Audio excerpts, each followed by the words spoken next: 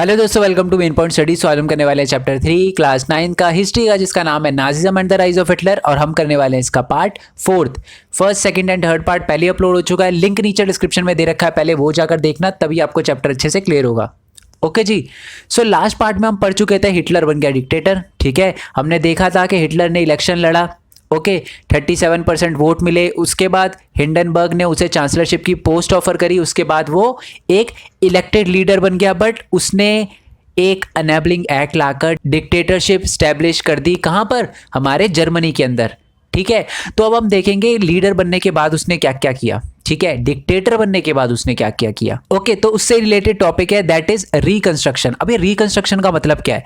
देखो, हिटलर बन गया था लीडर, बट एक बात माननी पड़ेगी, वो था देशभक्त। ठीक है, पेट्रोटिज्म की भावना उसमें थी, और इसीलिए उसने क्या किया, ये सोचा कि यार इकोनॉमी को तो सुधारना ही पड़ेगा, क्योंकि आपको पता है कि 1929 के जो ग्रेट डिप्रेशन थे, उसके बाद इकोनॉमी बहुत ख़राब हो गई थी, लोगों के पास जॉब नहीं थी और भी बहुत बुरी बुरी हालत थी। तो इसी के लिए हिटलर ने सोचा कि यार इकोनॉमी को तो सही करना ही पड़ेगा। तो for recovery of economy of Germany उसने क्या किया, Hitler assign the responsibility of economic recovery to the economist Hjalmar Schacht. J silent है, हालमार शाख्त। तो जो हमारा हिटलर है, उसने इस रिकवरी की, इकोनॉमिक रिकवरी की जो रिस्पॉन्सिबिलिटी थी, वो सौंप दी किसको? हालमार शाख्त को। यानी हालमार शाख्त एक इकोनॉमिस्ट थे। ठीक है, तो हिटलर ने उनको बोला कि आपको जो करना है करो, बट हमारी इकोनॉमी को सही कर दो। ठीक है, तो जो हालमार शाख्त था उसने किया भी ऐसा, सही लीडर था, अच्छा बंदा था वो। और उसने क्या किया कि he aimed the full production and the full employment through the state funded work creation programme. उसने सोचा कि एक state funded work creation programme बनाएंगे। ठीक है, बड़े बड़े हाईवेज बनाएंगे और कार प्रोडक्शन करेंगे, जिसको पीपल्स कार भी बोला जाता है। आपने फॉक्सवैगन का नाम तो सुना होगा। तो एक्चुअल में जर्मनी की कार है, और ये उस टाइम में यानी हालमार शाख्त के इनिशिएट के बाद ही बनवाई गई थी। ठीक है, तो जो हालमार्क शाख्त था उसने क्या किया था कि full funded work creation program को स्टार्ट किया था। उसने सोचा कि था कि गवर्नमेंट ही लोगों को एम्प्लॉयमेंट देगी और क्या करवाएगी, सुपर हाईवेज बनवाएगी और कार वगैरह बनवाएगी। तो चलो, कार वगैरह को तो आप समझ गए कि कार वगैरह जब बनाएगी गवर्नमेंट, लोगों को एम्प्लॉय करेगी और साथ में बेचेगी तो पैसे आएंगे, अलग अलग कंट्री के लोगों को बेचेगी, अपनी कंट्री के लोगों को ही बेचेगी तो पैसे आएंगे। ठीक है, बट ये सुपर हाईवेज क्यों बना रही थी? सुपर हाईवे समझते हो ना, बड़े बड़े हाईवेज होते हैं एक जगह से दूसरी जगह जाने के लिए। पहले एक जगह से दूसरी जगह जाने के लिए बड़ी प्रॉब्लम होती थी, तो फिर हालमार शाख्त ने सोचा कि जी सुपर हाईवेज बनाएंगे। सुपर हाईवेज बनाएंगे तो जो ट्रेड है वो ईजिली हो पाएगा, जब ट्रेड ईजिली हो पाएगा तो ट्रेड और ज़्यादा बढ़ेगा, ट्रेड ज़्यादा बढ़ेगा तो पैसे आएंगे, पैसे आएंगे तो इकोनॉमी सही हो जाएगी। तो ये सोचा था हालमार शाख्त ने। ठीक है, तो इसलिए उसने state funded work creation program start किया, सुपर हाईवेज और पीपल्स कार, जिसको फॉक्सवैगन कहते हैं, वो कंस्ट्रक्ट करना स्टार्ट किया। ठीक है, और उसने एक तरह से किया भी सही, इकोनॉमी थोड़ी बहुत स्टैब्लिश भी होने लगी थी।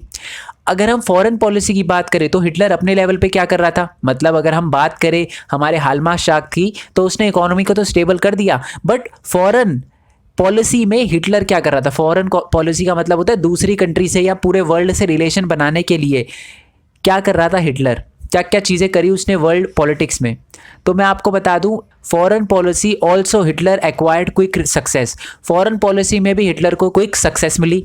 उसने क्या किया, pulled Germany out of league of nation in 1933। League of nation मैं बता देता हूँ, आपको याद होगा जब फर्स्ट वर्ल्ड वॉर हो गया था ना, तो लोगों को समझ आया कि यार ये वॉर वगैरह ख़राब चीज़ है, तो एक लीग ऑफ नेशन बनाएंगे। ठीक है, और लीग ऑफ नेशन क्या थी कि वो भेदभाव करती थी जर्मनी के साथ, तो इसलिए जो हमारा हिटलर था उसने लीग ऑफ नेशन से पुल आउट कर लिया। ठीक है, वो हमेशा है ना दूसरी कंट्रीज़ का साथ देती थी बट जर्मनी का साथ नहीं देती थी, तो इसलिए इसने हिटलर ने सोचा कि यार इससे बाहर निकल जाना ही सही है। तो इसलिए 1933 में जो हिटलर था उसने लीग ऑफ नेशन से जर्मनी को बाहर निकाल लिया। ठीक है, कि हम अब लीग ऑफ नेशन का पार्ट नहीं रहेंगे। और साथ ही में उसने 1936 में रीऑक्यूपाई कर लिया रिनलैंड। रिनलैंड पता है ना आपको, जो हमारे फ्रांस ने ऑक्यूपाई कर लिया था, है ना, जो रिनलैंड पे कब्जा कर लिया था, इंडस्ट्रियल एरिया था, इस पे कब्जा कर लिया था। ठीक है, तो जो हिटलर था उसने 1993 में उसको दोबारा से कब्जा कर लिया उस एरिया पे। ठीक है, integrated Austria and Germany in 1938। आपको पता ही, वो जो हिटलर था वो कौन सी कंट्री से था? वो था ऑस्ट्रिया से। वो जो लीडर बना वो कहाँ का बना? जर्मनी का बना। तो इसलिए उसने सोचा कि दोनों को इंटीग्रेट करके मिला देना चाहिए, और हिटलर ने 1938 में मिला दिया ऑस्ट्रिया और जर्मनी को। ठीक है, और उसमें एक स्लोगन दिया गया, one people one empire one leader. ठीक है, तो यानी दोनों एम्पायर को मिला दिया, ऑस्ट्रिया और जर्मनी को मिला के वन एम्पायर बना दिया। एक ही पीपल यानी एक ही जैसे लोग होंगे, सेम लोग होंगे और वन लीडर। तो ये स्लोगन देकर कि हम सब एक जैसे लोग हैं तो सारे मिल जाते हैं, एक एम्पायर होगा हमारा और एक ही लीडर यानी हिटलर लीडर हुआ। और साथ ही में हिटलर ने और क्या किया था, एक जर्मन स्पीकिंग एरिया था जिसका नाम था सुडेंटेनलैंड फ्रॉम द चेकोस्लोवाकिया। अब ये चेकोस्लोवाकिया क्या है, आज आप मैप में देखोगे ना आपको चेकोस्लोवाकिया नहीं मिलेगा, क्योंकि अभी कंट्री टूट चुकी है, एक तो चेक बन चुकी है, एक स्लोवाकिया बन चुकी है। तो उस एरिया को, सुडेंटेनलैंड को जर्मनी ने यानी हिटलर ने, जहाँ पर जर्मन स्पीकिंग लोग, सुडेंटेनलैंड में जर्मन स्पीकिंग लोग बहुत ज़्यादा थे, तो इसीलिए जो हिटलर है उसने चेकोस्लोवाकिया के सुडेंटेनलैंड को भी अपने एरिया में कर लिया, जर्मनी के अंदर मिला लिया, उस पर भी कब्जा कर लिया। ठीक है, in all of these he had the unspoken support of England which had considered the Versailles verdict too harsh. अब आप सोच रहे हो कि जब उसने इतने एरिया पे कब्जा किया, जब सुडेंटेनलैंड पे कब्जा किया, जब रिनलैंड पे दोबारा कब्जा किया, तो क्या बाकी पावर्स ने कुछ बोला नहीं? क्या इंग्लैंड ने, ब्रिटेन ने, किसी ने भी कुछ नहीं बोला? देखो मैं आपको बता देता हूं कि जब हिटलर ये सारी की सारी चीज़ें कर रहा था ना, तो एक तरह से अनस्पोकन सपोर्ट था इंग्लैंड का। ठीक है, अनस्पोकन सपोर्ट का क्या मतलब होता है, जो ये काम गलत गलत कर रहा था ना हिटलर, दोबारा से एरिया पे कब्जा कर रहा था, ठीक है, सुडेंटेनलैंड पे कब्जा कर लिया, तो इंग्लैंड ने कुछ नहीं बोला। तो एक तरह से जब आप कोई किसी गलत मामले में कुछ नहीं बोलते ना, तो आप साफ पता चलता है कि आप उसके सपोर्ट में ही हो। ठीक है, तो इसीलिए जो हमारा हिटलर था उसको इंग्लैंड ने अनस्पोकन सपोर्ट दिया। अब आप पूछोगे सर इंग्लैंड ने क्यों सपोर्ट किया? इंग्लैंड तो फर्स्ट वर्ल्ड वॉर में जर्मनी के खिलाफ खड़ा था, तो जो इंग्लैंड था उसने पता है क्यों सपोर्ट किया? इंग्लैंड को भी लगता था कि यार ये वर्सैल्स जो वर्डिक्ट हुआ है ना, मतलब जर्मनी के ऊपर जो हार्श सिटी लगाई गई ना वो ख़राब है, तो अब थोड़ा बहुत तो बाकी कंट्री को भुगतना ही पड़ेगा, तो अभी मेरे पे कुछ नहीं, मतलब इंग्लैंड ने सोचा कि यार मेरा तो कुछ जा नहीं रहा, ठीक है, जो हो रहा है वो हिटलर कर रहा है, दूसरी कंट्री के साथ हो रहा है, मेरे साथ तो हो नहीं रहा। और दूसरी बात है ट्रीटी ऑफ वर्सैल्स भी बहुत ख़राब थी, तो पहली बात तो जर्मनी पर ट्रीटी ऑफ वर्सैल्स लगानी नहीं चाहिए थी, अब लगा दी है और हिटलर कुछ कर रहा है तो वो सही कर रहा है, उसको करने तो जो कर रहा है। ठीक है, जो इंग्लैंड था उनको भी लगता था, इंग्लैंड के लोगों को भी लगता था कि यार हुआ तो है जर्मनी के साथ बुरा, ठीक है, अब जब वो अपनी हालत सुधारने की कोशिश कर रहे हैं, एरिया पे कब्जा कर रहे हैं, तो हमको नहीं बोलना चाहिए। इसलिए जो इंग्लैंड है उसने अनस्पोकन सपोर्ट दिखाया एक तरह से, ठीक है, कुछ बोला नहीं, जो भी हो रहा था उसके खिलाफ कुछ बोला नहीं। ठीक है, Hitler did not stop here, वो यहीं पर नहीं रुका, उसने क्या किया, शार्क did not advise Hitler against investing huge in rearmament as the state still run deficit financing. अब मैंने आपको बताया था कि जो शार्क था उसने state funded work creation program start किया था। अब पहली बात तो ये है कि स्टेट के पास तो पैसे ही नहीं थे, तो फिर ये उसने प्रोग्राम कैसे स्टार्ट कर लिया? तो ये जो शार्क ने जो स्टेट फंडेड प्रोग्राम स्टार्ट किया था ना, वो एक्चुअली बहुत सारी अलग अलग कंट्री से लोन लेकर करा था। तो शार्क ने हिटलर को ये बोला, क्योंकि हिटलर आपको पता है अलग अलग एरिया पे कब्जा कर रहा था, ठीक है, तो वो ज़्यादातर पैसे जो है ना ये सुडेंटेनलैंड पे और इनलैंड पे दोबारा से ऑक्यूपाई करने के लिए कब्जा किया था। तो जो शार्क था उसने ये बोला कि आप ऐसा मत करो, हमने लोन लिया है, आप उसको दोबारा से वेपन वगैरह बनाने में लगा रहे हो, ठीक है, आर्मी वगैरह में इतना लगा रहे हो, अपनी इकोनॉमी में लगाओ, ठीक है। पर जो शार्क था वो भूल गया था कि नाजी पार्टी में ऐसे लोगों की कोई जगह नहीं है जो हिटलर के खिलाफ बोले, और इसीलिए शार्क को हटा दिया गया, शार्क को इकोनॉमिक्स की पोस्ट से हटा दिया गया। उसको कहा भैया घर जाओ, घर पे जाके बात सुनाओ, हमको मत सुनाओ, हम ये नहीं सुनने वाले, हम जो चाहते हैं हम वही करेंगे, ठीक है। तो caution people however no place in Nazi Germany, शार्क हैड टू लीव, शार्क को जाना पड़ा। उसके बाद क्या हुआ, Hitler choose war as the way out of approaching economic crisis, resources were to accumulated through the expansion of territory. अब है ना हिटलर ने कोई दोबारा थोड़ा तगड़ा दिमाग लगाया, उसने सोचा मेरे को इकोनॉमिक हालत भी सही करनी है, और जो शार्क था उसने तो बोला था कि जी किसी कंट्री पे हमला मत करो क्योंकि इससे आपके रिसोर्सेज खराब होते हैं, ठीक है, और इतना पैसा आम वगैरह में मत लगाओ। हिटलर ने थोड़ा दिमाग लगाया, उसने सोचा हमको अपनी इकोनॉमी को सही करने के लिए क्या चाहिए, रिसोर्सेज चाहिए, पैसा चाहिए। तो पैसा अपनी कंट्री में बनाने की जगह है, लोगों को यहाँ एम्प्लॉयमेंट देने की जगह हम एक काम करते हैं, दूसरी कंट्री पे हमला कर देते हैं, उसकी टेरिटरी को ले लेंगे, उसके रिसोर्सेज को ले लेंगे, काम खत्म। तो हिटलर ने यही तरीका अपनाया, Hitler choose war as the way of approaching economic crisis, यानी इकोनॉमिक क्राइसिस को खत्म करने के लिए उसने वॉर का रास्ता अपनाया। Resources were to be accumulated through the expansion of territory, उसने सोचा अपना एरिया बड़ा करेंगे और जो उस एरिया जिस पे कब्जा किया है उस एरिया के रिसोर्सेज का यूज़ करेंगे, ठीक है। और इसीलिए जो हिटलर था यानी जर्मनी की जो आर्मी थी उन्होंने सितंबर 1939 में इन्वेड कर दिया पोलैंड पे। पोलैंड है ना बिल्कुल जर्मनी के पास है, अगर मैप मिला तो मैं आपको ज़रूर दिखाऊंगा। जो आपका जर्मनी है वो बिल्कुल पोलैंड के पास है और जर्मनी ने ही पोलैंड पे इन्वेड कर दिया, एक तरह से हमला कर दिया कि जी इसका लैंड लेंगे और इसके रिसोर्सेज यूज़ करेंगे, ठीक है। पर उसके बाद क्या हुआ, फ्रांस और इंग्लैंड ने बोला, क्योंकि फ्रांस और इंग्लैंड को अब समझ आ चुका था कि भैया जो हिटलर है वो पागल हो चुका है, क्योंकि अभी वो पोलैंड पे अटैक कर रहा है, पहले सुडेटनलैंड पे किया था, ठीक है, फिर ग्रीनलैंड पे किया था, ऐसे घूम फिर के तो हमारे पे भी आ जाएगा। तो अब अगर अभी नहीं रोका ना इसको तो कभी नहीं रोक पाएंगे। तो इसलिए फ्रांस और इंग्लैंड, आपको दिख रहा होगा मैंने इस साइड एरो डाला है, क्योंकि एक्चुअली है ना मैप में भी जर्मनी के इसी तरफ यानी वेस्ट की तरफ ही फ्रांस और इंग्लैंड है, ठीक है। तो फ्रांस और इंग्लैंड ने वेस्ट की तरफ से हमला करना स्टार्ट कर दिया, कहां पर, जर्मनी पर। क्यों, क्योंकि जर्मनी ने पोलैंड पे इन्वेड किया था। अब आप पूछोगे कि सर फ्रांस और इंग्लैंड ने ऐसे घूम कर आके पोलैंड से अटैक क्यों नहीं किया जर्मनी पे। देखो यार ऐसे अगर घूम के आते तो बड़ा टाइम लगता, तो इसलिए फ्रांस और इंग्लैंड ने सोचा कि यार यहीं से वेस्ट से ही अटैक कर देते हैं, ठीक है। तो जब हिटलर था उसने सोचा कि यार फ्रांस और इंग्लैंड ने तो टीम बना ली, अब मेरे को भी कुछ ना कुछ करना पड़ेगा। तो इसीलिए जो हमारा हिटलर था उसने एक ट्रिपटाइट साइन कर लिया, किसके साथ, इटली और जर्मनी के साथ। यानी ये तीनों कंट्री, ट्रिपटाइट यानी 3 कंट्री, जर्मनी, इटली और जापान साथ में आ गई, ठीक है। और उन्होंने एक दूसरे से वादा किया कि जो भी होगा हम साथ रहेंगे, अगर कोई हमला करता है किसी एक कंट्री पे तो सारे मिलकर जवाब देंगे। तो ये किया हिटलर ने ट्रिपटाइट साइन कर लिया, ठीक है। अब जो जर्मनी का हिटलर था उसको लग रहा था भैया मैं तो पावरफुल हूँ बहुत, क्योंकि अब मैंने पोलैंड पे हमला कर दिया, पोलैंड को मैं जीतने ही वाला हूं और अब क्या होगा, मैं पूरे वर्ल्ड पे कब्जा कर लूंगा। और इसीलिए जर्मनी ने एक बहुत बड़ी गलती कर दी, हिटलर ने एक बहुत बड़ी गलती कर दी। वो पोलैंड के पीछे एक और कंट्री थी, एक एम्पायर था जिसका नाम था यूएसएसआर, जिसको सोवियत यूनियन भी बोला जाता है। आज ये रशिया है, ठीक है। रशिया तो आज एक छोटा सा पार्ट है, वैसे तो मैं आपको बता दूं इंडिया पूरे वर्ल्ड की सबसे बड़ी जो कंट्री आज रशिया है, बट उस टाइम रशिया भी और बड़ा होता था, क्योंकि रशिया के अंदर 15 अलग अलग रिपब्लिक आते थे, उसी को यूएसएसआर बोला जाता था।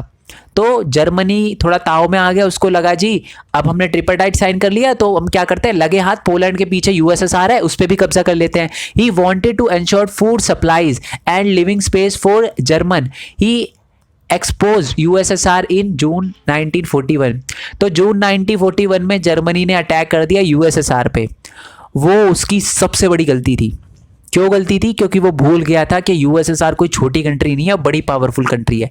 अब देखो क्या हुआ कि Germany attack on Soviet union, Germany ने सोवियत यूनियन पे अटैक कर दिया। हिस्टोरिक ब्लंडर बाय हिटलर, यानी ये सबसे बड़ी भूल थी हिटलर की। क्यों, क्योंकि हिटलर ने वॉर ऑन 2 फ्रंट स्टार्ट कर दिया था। वॉर ऑन 2 फ्रंट का मतलब क्या होता है, जर्मन के वेस्ट साइड में पहले से ही जो ब्रिटिश थी और फ्रांस थी वो तो लड़ी रही थी, और साथ में उसने ईस्ट साइड में भी अपना वॉर ओपन कर दिया, ठीक है, अपना टेरिटरी ओपन कर दिया कि भैया हम तो सोवियत यूनियन से भी लड़ेंगे, ठीक है। वेस्ट साइड से जो ब्रिटिश थी यानी जो इंग्लैंड थी वो एरियल बॉम्बिंग कर रही थी, बम वगैरह फोड़ रही थी, अपने एयर स्पेस से बम वगैरह जर्मनी के पार्ट में डाल रही थी, ठीक है, बम वगैरह फोड़ रही थी, बम वगैरह घेर रही थी, जिसकी वजह से जो जर्मनी की जो आर्मी थी वो वेस्ट से बहुत बुरी तरीके से हार रही थी। और साथ ही में जो सोवियत की रेड आर्मी थी, सोवियत की आर्मी को रेड आर्मी बोला जाता है, उन्होंने भी बुरी तरीके से जर्मनी की आर्मी को पछाड़ दिया था, ठीक है। एक्चुअल में उन्होंने एक तरीका अपनाया, पता है क्या, जो जर्मनी था, ठीक है, जर्मनी की आर्मी जो आपको पता है जर्मनी के यहाँ पर पोलैंड था और फिर यूएसएसआर आता था, ठीक है। तो जर्मनी ने पोलैंड पे कब्जा कर लिया और वो धीरे धीरे और आगे बढ़ने लगे। यूएसएसआर के भी बहुत आगे वाले पार्ट में आ गए वो, ठीक है। पर यूएसएसआर की आर्मी ने तब कुछ नहीं किया। क्यों नहीं किया पता है, क्योंकि उनको पता था कि इनको पहले अंदर आने दो फिर अटैक करेंगे। क्यों, क्योंकि जब ये अंदर आ जाएंगे तो ये पीछे नहीं भाग पाएंगे, ठीक है, और इनके पास रिसोर्स भी खत्म हो जाएंगे, तब हम इन पे अटैक करेंगे। यही तरीका अपनाया किसने, हमारी सोवियत की रेड आर्मी ने, और अंदर बुला लिया पूरी जर्मन की आर्मी को, ठीक है। अब उनके रिसोर्सेज खत्म, अब आर पार की लड़ाई करनी थी उनको, तो पूरी चारों तरफ से हमारी जो रेड आर्मी थी सोवियत यूनियन की, उसने पूरी तरीके से घेर लिया और अटैक कर दिया किस पे, जर्मन की आर्मी पे, हिटलर की आर्मी पे, ठीक है। अब आप बोलोगे कि सर यूएसएसआर भी आ गया, ब्रिटिश भी आ गया, फ्रांस भी आ गया, ठीक है, यानी ये तो अलाइड पावर बन गए ना। फर्स्ट वर्ल्ड वॉर में जर्मनी जिससे आ रहा था, ये तो वही गुट बन गया। बट अभी एक कंट्री की कमी है जिसका नाम है यूएसए। यूएसए अभी वॉर में नहीं था और वो आना भी नहीं चाहता था। वो आना क्यों नहीं चाहता था? क्योंकि उसको पता था कि यार फर्स्ट वर्ल्ड वॉर में मेरे साथ बहुत बुरा हुआ है। बेशक यूएसए जो था वो जीत गया था, बट उसने ये देखा कि मेरी इकोनॉमी बड़ा तबाह हो गई, बहुत पैसे वैसे खर्च होते हैं, लोग भी मरते हैं, तो नहीं लड़नी चाहिए वर्ल्ड वॉर मेरे को। तो इसलिए उसने अपने आप को बाहर रखा इस लड़ाई से। पर उसके बाद एक बहुत बड़ी गलती कर दी जापान ने। क्यों? क्योंकि आपको पता है ना कि जर्मनी, जापान और इटली ने एक ट्रिपरटाइट साइन किया था, ठीक है। जर्मनी ने बोला कि भैया कोई दिक्कत नहीं है, मैं संभाल लूंगा इन फ्रांस, ब्रिटिश और सोवियत आर्मी को। आप है ना, एक और कंट्री है लाइट पावर की जिसका नाम है यूएस, उसको देख लो, क्योंकि फर्स्ट वर्ल्ड वॉर में है ना उसने हराया था, तो शायद मेरे को लग रहा है कि सेकेंड वर्ल्ड वॉर में भी है ना ये मेरे से लड़ जाएगा, तो आप इसको संभाल लो। तो अब जापान ने गलती कर दी। जापान ने अमेरिका के पर्ल हार्बर, जो कि एक यूएस नेवल बेस है, उस पर बॉम्ब घेर दिए। फिर तो एक ऐसी चीज़ करी अमेरिका ने जो दिल में तारे दिखा दिए जापान को, क्योंकि उसके बाद अमेरिका ने, यूएसए ने जापान के अंदर न्यूक्लियर बॉम्ब से हमला कर दिया।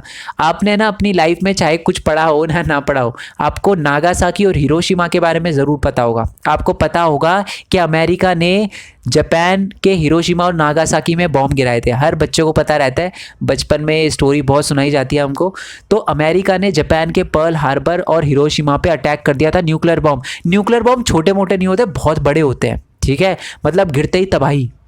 और ये थोड़ी मजाक की बात है, बट ये सीरियस बात है। मैं आपको बता दूं कि अमेरिका ने जो बॉम्ब गिरे थे ना, 2 बॉम्ब गिरे थे, एक हिरोशिमा में और नागासाकी में। उन बॉम्ब का नाम था, पहला जो बॉम्ब गिरा गया था उसका नाम था लिटिल बॉय, कोड नेम था उसका लिटिल बॉय, ठीक है। 6 अगस्त 1945 को गिरा था, ऑल तो बुक में नहीं दे रखा, बट ऐसी नॉलेज के बता रहा हूँ। और जो दूसरा बॉम्ब था वो 2 दिन बाद, यानी 8 अगस्त 1945 को गिरा था। कहाँ पर? नागासाकी में। उसका कोड नेम था फैट मैन। नाम अजीब से लग रहे हैं, नाम आपको लिटिल बॉय लग रहा होगा, बट ये लिटिल था नहीं। पूरे हिरोशिमा में तबाही मचा दी थी इस बॉम्ब ने, इस न्यूक्लियर बॉम्ब ने, ठीक है। तो बहुत बुरी हालत हो गई जापान की, और जापान ने सरेंडर कर दिया कि भैया हाथ खड़े कर दिए कि मैं तो अब यहाँ से निकल लिया, क्योंकि मेरी बस की नहीं है ऐसे लड़ना, ठीक है। The war ended in May 1945 with Hitler's defeat, US dropping of atomic bomb on the Hiroshima and Nagasaki. एक तो हिटलर भी हार गया, किससे? ब्रिटिश से, सोवियत यूनियन और फ्रांस से तो हार ही चुका था, जो हिटलर की आर्मी यानी जर्मनी था। और साथ ही में दूसरी तरफ जो यूएसए था उसने भी जापान को हरा दिया था, यानी जो हिटलर के साथ जो जापान थी उसको भी हरा दिया था। तो यानी world war and, second world war and, जो दोबारा से अलाइड पावर थी वो जीत गई थी, ठीक है। और उसके बाद जो हिटलर था उसने भी सुसाइड कर लिया था, ठीक है, चेम्बर में अपने आप को गोली मार ली थी, ठीक है।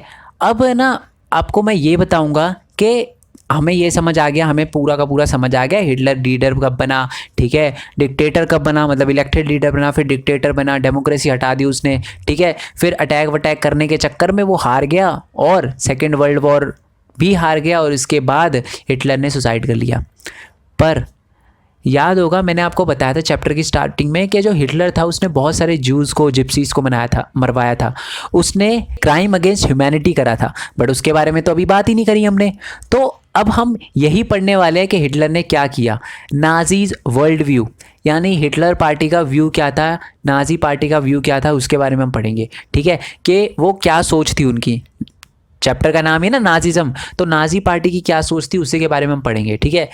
क्या क्या किया उन्होंने जब वो जर्मनी के लीडर बने, तब क्या क्या किया उन्होंने, नॉर्मल लोगों के साथ क्या क्या किया उन्होंने। हमने ये तो देख लिया इस कंट्री पर अटैक किया, इस कंट्री पे इस एरिया को कब्जा किया, पर नॉर्मल लोगों के साथ उन्होंने क्या किया वो पढ़ते हैं हम।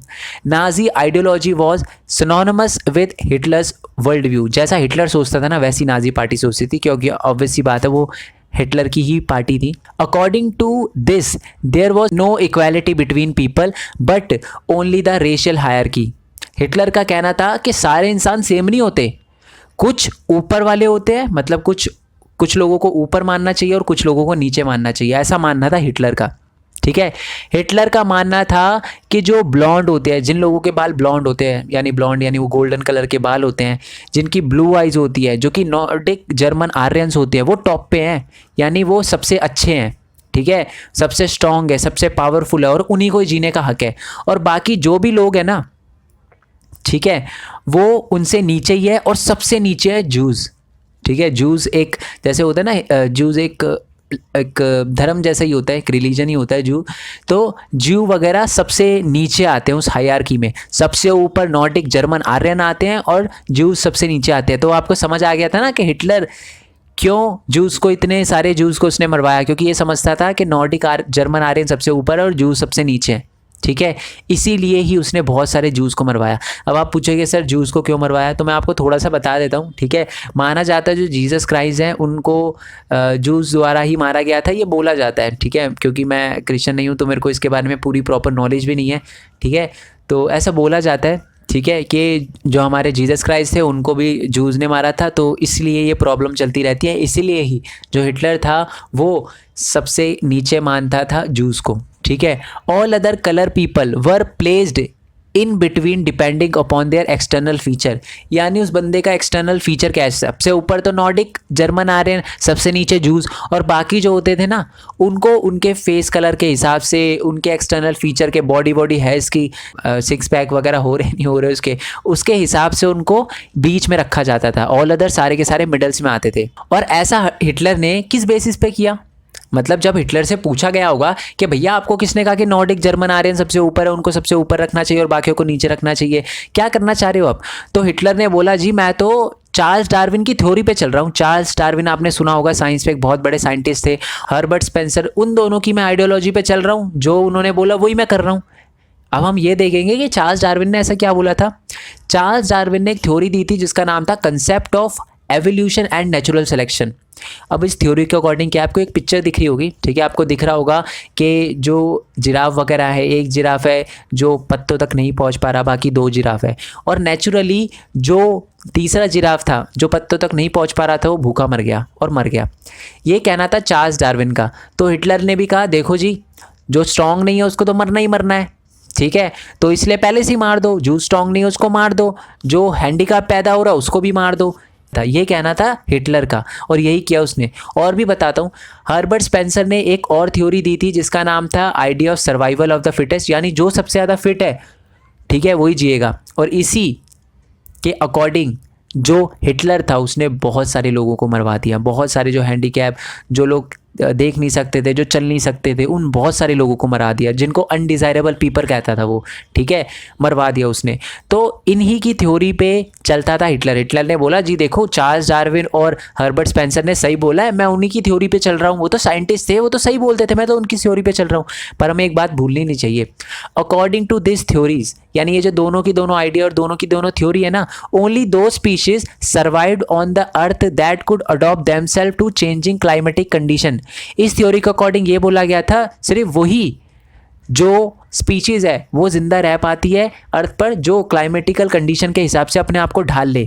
पर कभी भी ना डार्विन ने ना ही स्पेंसर ने, दोनों ने ही कभी भी ह्यूमन इंटरवेंशन की बात ही नहीं करी थी। उन्होंने ये कभी नहीं बोला कि अगर कोई बंदा हैंडीकैप है तो आप उसे मार दो, या अगर कोई बंदा मतलब नॉर्डिक जर्मन आर्यन नहीं है या कुछ और है तो उसको आप खुद मार दो, ऐसा दोनों में से किसी ने नहीं बोला था। पर however this idea were used by the racist thinkers and politician to justify imperial rule over conquered people, example use by Nazis.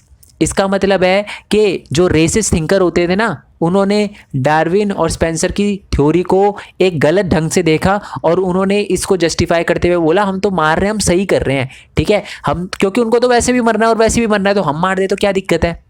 ये बुरी सोच लेकर नाजी पार्टी और हिटलर पार्टी चलती थी और इसीलिए उन्होंने बहुत सारे जूस को, बहुत सारे अनडिजायरेबल लोगों को मरवाया था। अभी कैसे कैसे मरवाया था वो मैं आपको बताऊंगा।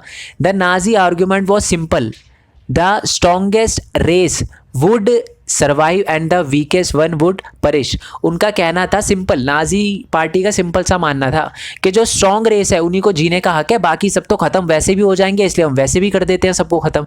तो ये आइडिया था, ये आर्ग्यूमेंट था नाजी पार्टी का, ठीक है। अब हम देखेंगे Hitler's ideology related to the geopolitical concept of लेबेनस्ट्रम।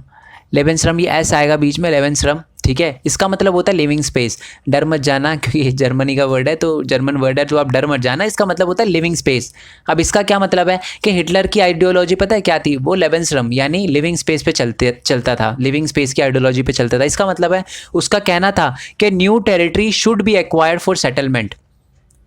ठीक है, उसका कहना था कि नई नई जो जगह है उन पे कब्जा कर लेना चाहिए और लोगों को वहाँ पर भी रखना चाहिए। This would enhance the area of mother country. Mother country यानी उस हिटलर का ये मानना था कि जर्मनी को और एरिया पे कब्जा करना चाहिए और जर्मनी के जो लोग हैं, जर्मन बोलने वाले लोग हैं, उनको वहाँ पर रहना चाहिए। इससे क्या होगा, जो मदर कंट्री का एरिया है वो बढ़ेगा और कंट्री एनहेंस होगी। This would enhance the material resources and the power of German nation. उसका ये मानना था कि जैसे जैसे जर्मनी के लोग, जर्मन की आर्मी दूसरे एरिया पे कब्जा करेगी ना, तो उस एरिया के रिसोर्सेज भी ले पाएगी और एक स्ट्रॉन्ग जर्मन नेशन बनेगा।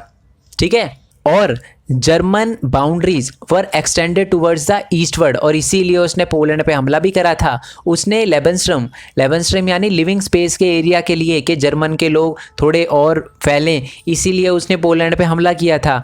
We can say that Poland become a laboratory for this experimentation. ये एक्सपेरिमेंटेशन क्यों आ गया, लेबोरेटरी वगैरह क्यों आ गया? देखो, हिटलर ने पता क्या किया था, ये जो मैंने आपको बताया ना कि जो survival of the fittest and the concept of evolution, तो ये ना जो हिटलर है उसने सबसे पहले पोलैंड पे किया। पोलैंड में उसने सबसे पहले लोगों को मरवाया था। ठीक है, बहुत बड़े लेवल पे, मतलब कंसंट्रेशन में डाला, कैंप में उनको इंजेक्शन वगैरह, गैसेस वगैरह छोड़ी गई, उन पे बहुत बुरी तरीके से मारा। तो यही कॉन्सेप्ट से कि लेबनस्ट्रम के आइडिया पे चला, वो दूसरे एरिया पे कब्जा करा, पोलैंड पे कब्जा करा, उसको लेबोरेटरी बना लिया, बहुत बुरी तरीके से लोगों को मारा। ठीक है, आई होप ये वीडियो आपको अच्छी लगी हो। वीडियो अच्छी लगी हो तो लाइक करना, चैनल को सब्सक्राइब करना, जितना हो सके इस वीडियो को शेयर करना, बाकियों को भी बताना, और साथ ही में मेरे न्यू चैनल का लिंक नीचे डिस्क्रिप्शन में दे रखा है, उसको ज़रूर सब्सक्राइब करना, क्योंकि वहाँ पर मैं आपको अपनी यूट्यूब जर्नी के बारे में बताने वाला हूँ, मैंने कैसे अर्न किया, साथ ही में मैं ये भी बताने वाला हूँ कि आप ऐसे कैसे अर्न कर सकते हो, यूट्यूब से कैसे अर्न कर सकते हो, और भी बहुत अलग अलग प्लेटफॉर्म है जिससे एक स्टूडेंट अर्न कर सकता है, तो उसके बारे में बताने वाला हूँ। ऑल्दो अभी तक मैंने कुछ वीडियो नहीं डाली, बट आप देख सकते हो कि उस पर बहुत ज़्यादा सब्सक्राइबर है। ठीक है, अभी जब आप देख रहे हो, जब मैं ये वीडियो बना रहा हूँ, तब उस पर चैनल आप जाके चेक करोगे ना, तो उस पर 1200 से ज़्यादा सब्सक्राइबर है। ठीक है, शायद मैंने वीडियो डाल दी हो अभी, तो आप उस वीडियो को जाकर ज़रूर देखना, चैनल को ज़रूर सब्सक्राइब करना, जिससे आप भी अर्निंग वगैरह कर सको। मैं बस इतना चाहता हूँ कि एक स्टूडेंट भी अपनी लाइफ में उसको पैसे से रिलेटेड जो प्रॉब्लम आती है वो सॉल्व हो जाए। ठीक है, तो उस चैनल को सब्सक्राइब करना मत भूलना। ओके, इस चैनल को भी सब्सक्राइब करने के बाद उसकी नोटिफिकेशन बेल दबा देना। ओके, और अगर आप चाहो तो मेरे को इंस्टाग्राम और फेसबुक और ट्विटर वगैरह पे फॉलो कर सकते हो। ट्विटर वगैरह पे अकाउंट बना लो, वो हर एक स्टूडेंट के लिए ज़रूरी होता है। ठीक है, और आप चाहो तो ये नोट्स आपको मिल सकते हैं, डिस्क्रिप्शन के अंदर एक जीपी लिंक दे रखा होगा। जीपी लिंक से नोट्स कैसे डाउनलोड करने हैं उसका भी लिंक नीचे डिस्क्रिप्शन में दे रखा होगा एक वीडियो का। वीडियो देखने के बाद नोट्स डाउनलोड करने की कोशिश करना। ठीक है, ना हो तो आप टेलीग्राम चैनल पे चले जाना। बेसिकली टेलीग्राम एक ऐप है। ठीक है, वहाँ पर आप main point study class 9th लिखोगे या 9th लिखोगे तो आप मेन पॉइंट स्टडी के 9th के टेलीग्राम चैनल पे आ जाओगे। ठीक है, तो वहाँ से आप 9th क्लास के सारे नोट्स डाउनलोड कर सकते हो। यहाँ अगर मैंने वेबसाइट बना ली होगी, अभी तक तो नहीं बनाई, बट अगर बना ली होगी तो उसका भी लिंक नीचे डिस्क्रिप्शन में दे रखा होगा। ठीक है, तो आपको समझ आ चुका है कि हिटलर ने क्या किया था, हालमार शार्क को अपॉइंट किया इकोनॉमिस्ट, इकोनॉमी की हालत सुधारने के लिए, बट उसने बाद में निकाल दिया और सोचा कि टेरिटरी एक्सपेंशन से क्या करेंगे, हम रिसोर्सेज वगैरह अपनी इकोनॉमिक क्राइसिस को हटाएंगे। ठीक है, उसके बाद उसने गलती कर दी।